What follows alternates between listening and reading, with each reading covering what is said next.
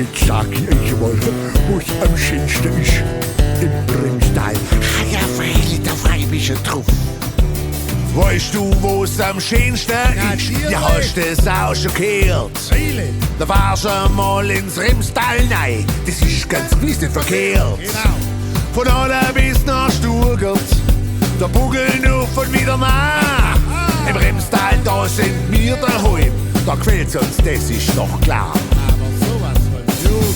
Remstal, mein Heimatland, ach, wie bist du schön.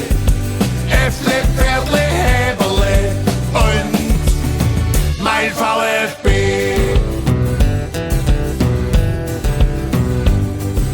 Die Marktstraßen auf an die Lädler vorbei, die Eisdiele ist mein Ziel. Warum? Da hab ich mir einen Bubbel Schokolade-Eis gekauft, der ist mir gleich unterdrillt.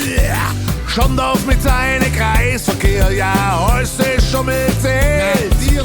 Wer von euch hätte es gedacht, dass da einer fällt? Also, ich hätt's nicht gedacht.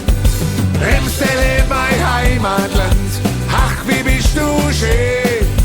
Äffle, Pferdle, Häberle und mein VfB.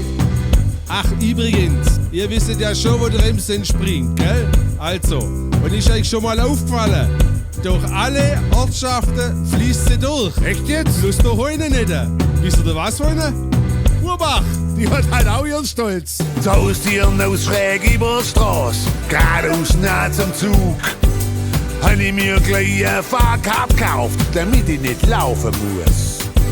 Ich glotz dann aus am Fenster raus und guck mir alles an. Jetzt weiß ich auch, warum ich unser Remstal nicht vergessen kann. Remstal, mein Heimatland, ach, wie bist du schön. Äffle, Pferdle, Häberle und mein VfB. Remstal, mein Heimatland, ach, wie bist du schön. Äffle, Pferdle, Häberle und Remstal, mein Heimatland, ach, wie bist du schön.